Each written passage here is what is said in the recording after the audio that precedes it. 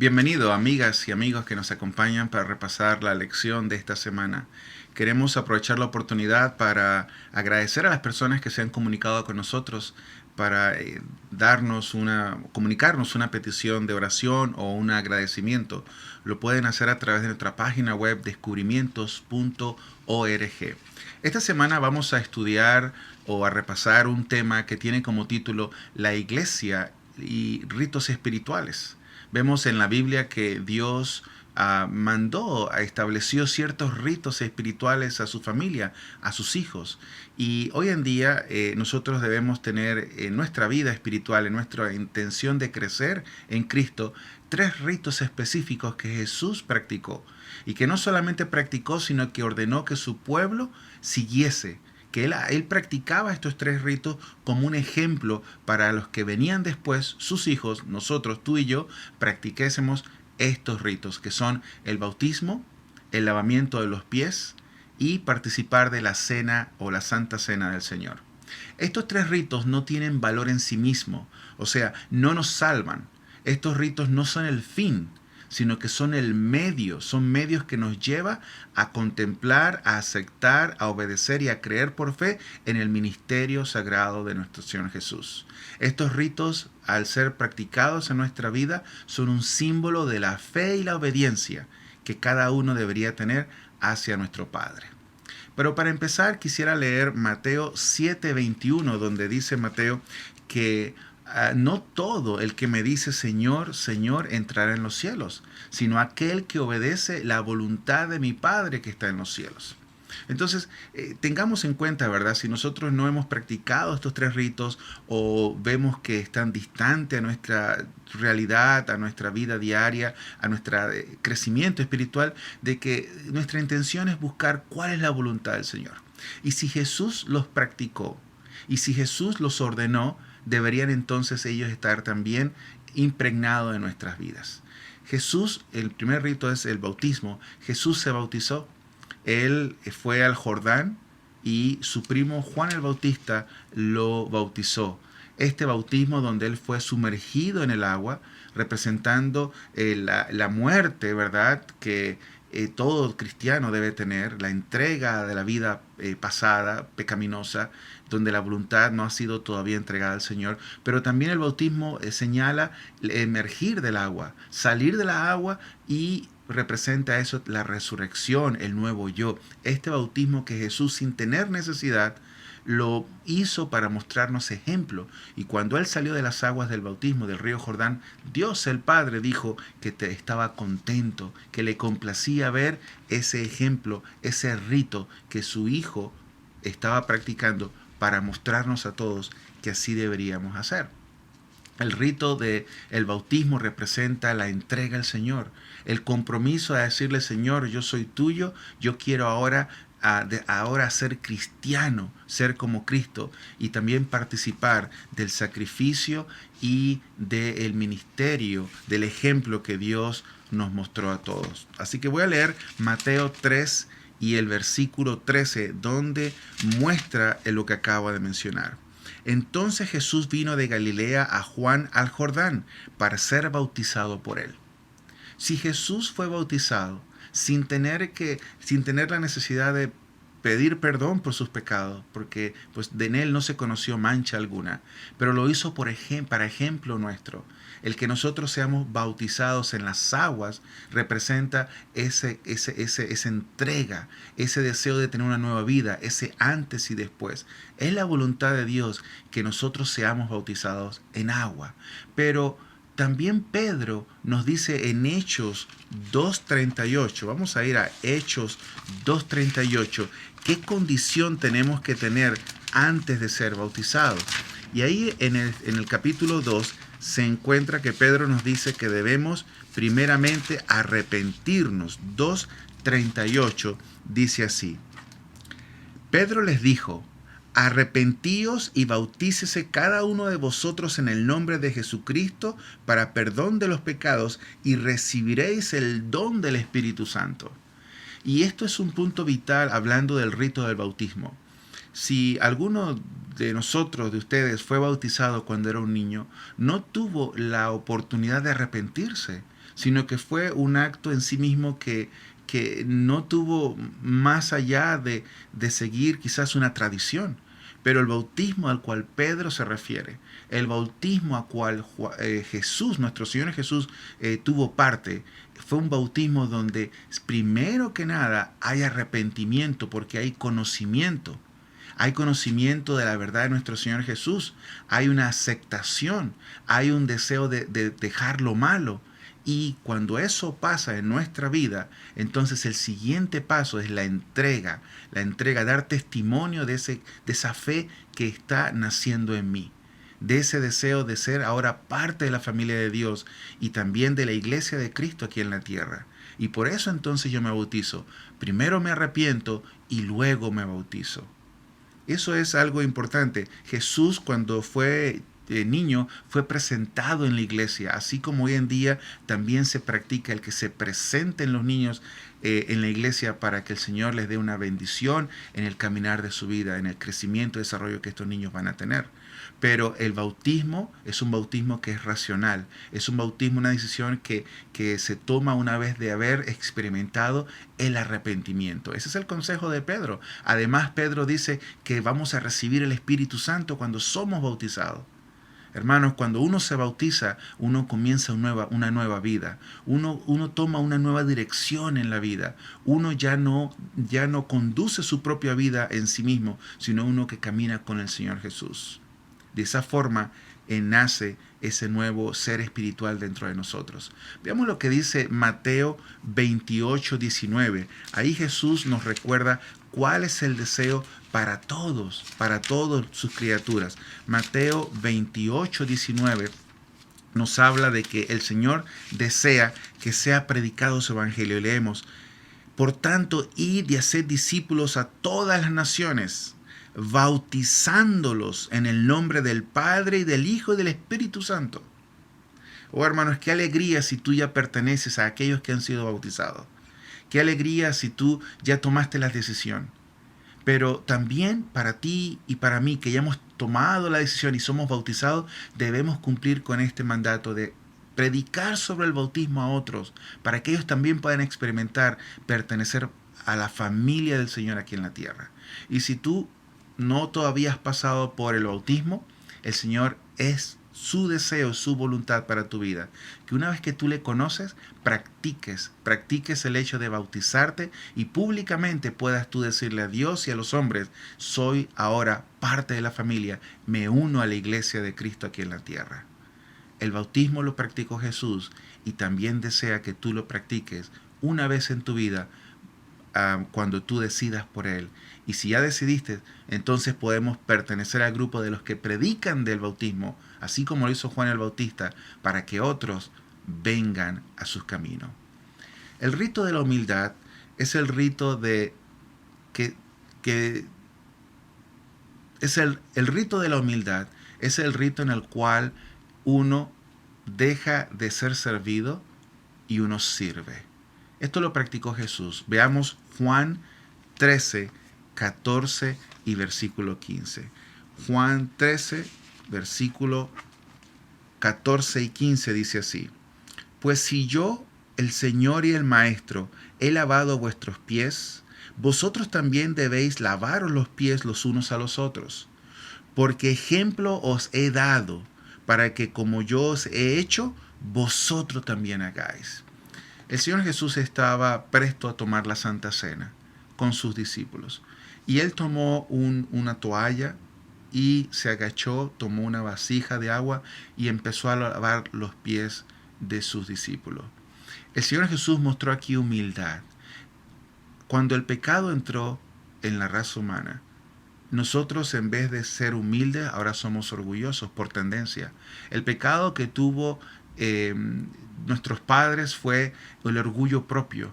Y es el deseo del Señor, que antes de experimentar el tercer rito, que es la Santa Cena, nosotros tengamos la experiencia de la humildad, de poder nosotros también mostrarle al prójimo que en nosotros no hay nada, que nosotros no somos mayor que nadie, que nuestras manos pueden tocar los pies de otro ser humano y lavarlo en un acto de servir, en un acto de mostrar que todos somos iguales. Esto va en contraposición a la tendencia del mundo. La tendencia del mundo habla de yo ser más y ser y tener y que lo demás me sirvan. Por eso, hermanos, digo una vez más, el mundo va hacia el lado izquierdo, el Señor va al lado derecho, hacia el lado derecho.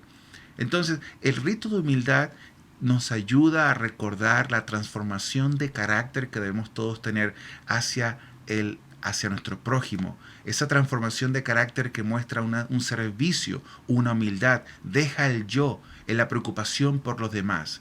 Ese carácter blanco, el Señor quiere que sea parte de nuestra vida.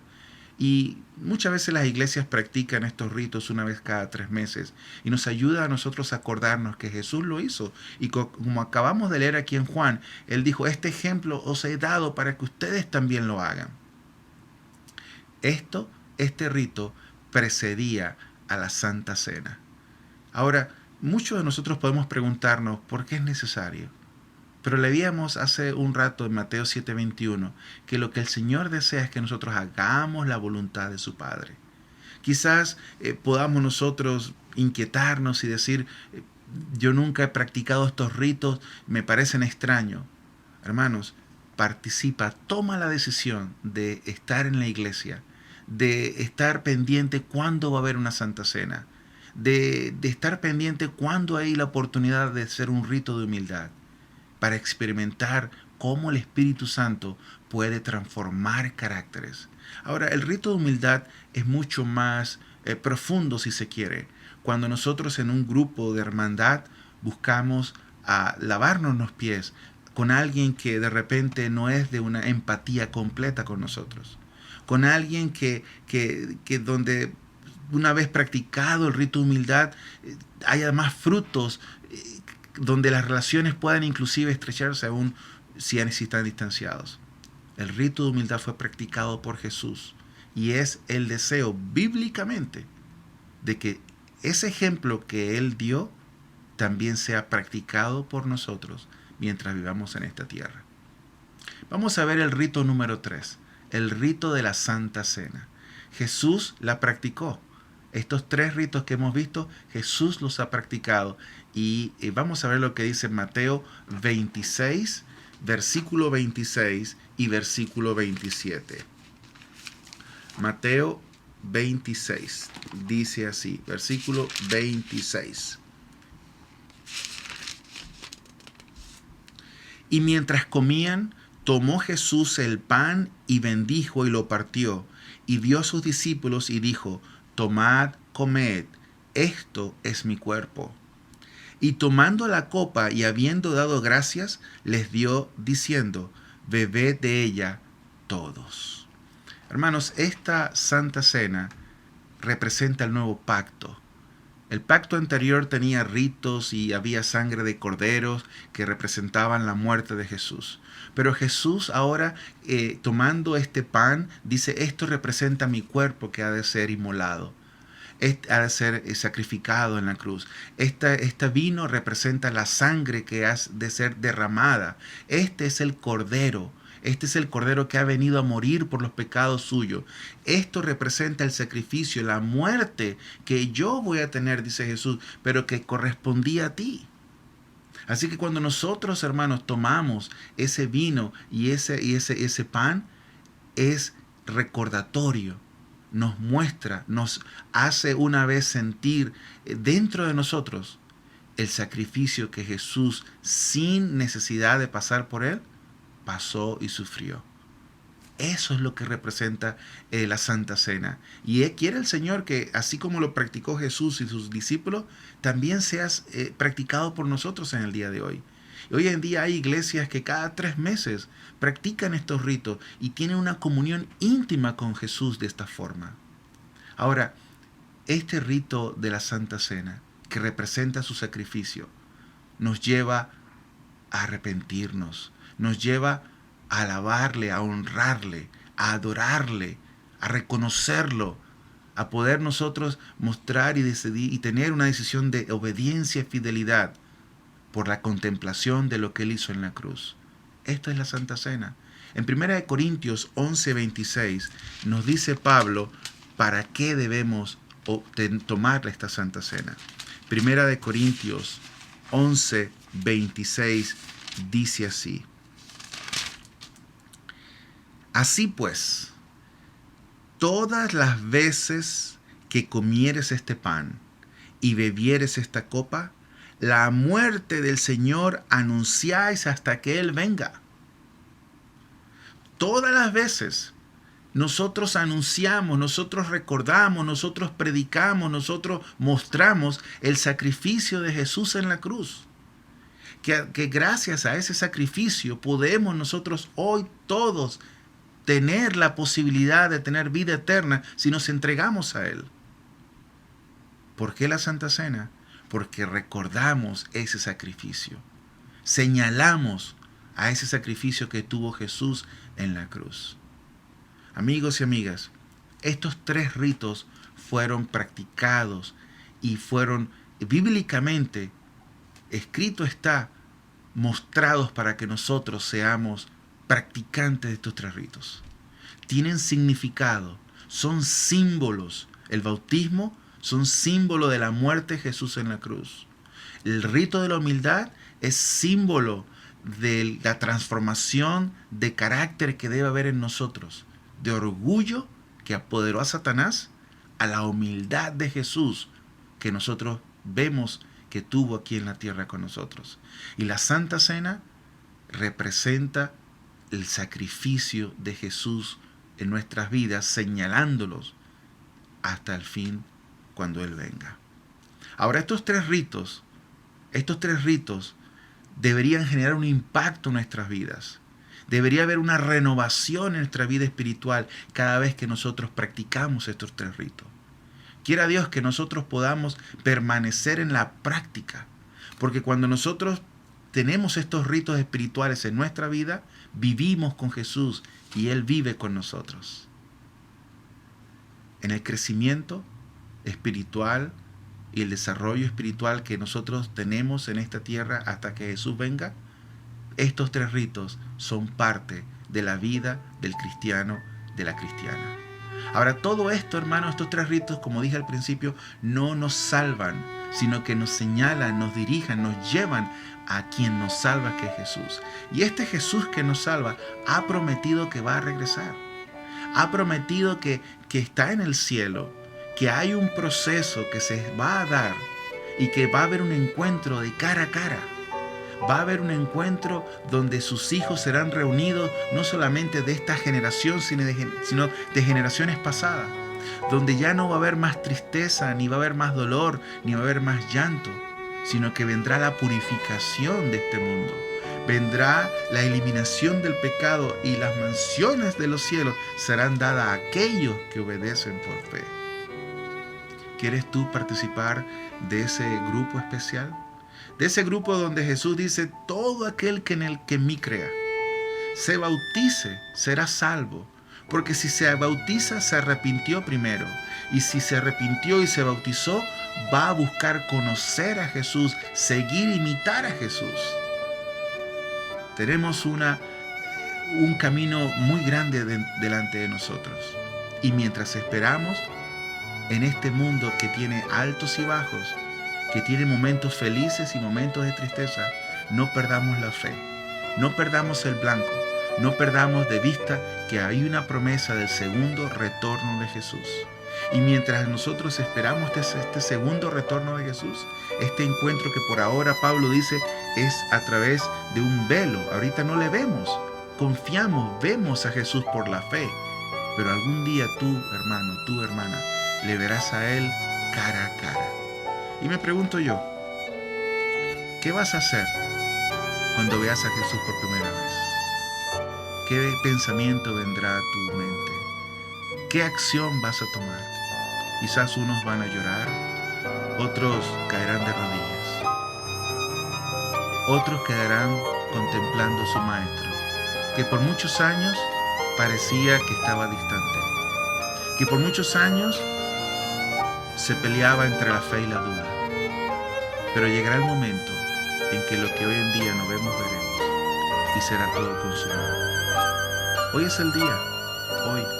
de decir, Señor, una vez más, quiero ser parte de aquella familia, de aquel pueblo. Y si tú has dejado ritos que se deben practicar en ese pueblo, yo quiero entonces practicarlos. Y si me cuesta creer, y si me cuesta, saca de mi mente lo que haya que sacar, la hierba, sácala, y deja que germine tu evangelio en mi mente y en mi corazón. Quiero el Señor que nos bendiga, que podamos nosotros permanecer en aquel pueblo que Él pronto vendrá a buscar. Que el Señor les bendiga.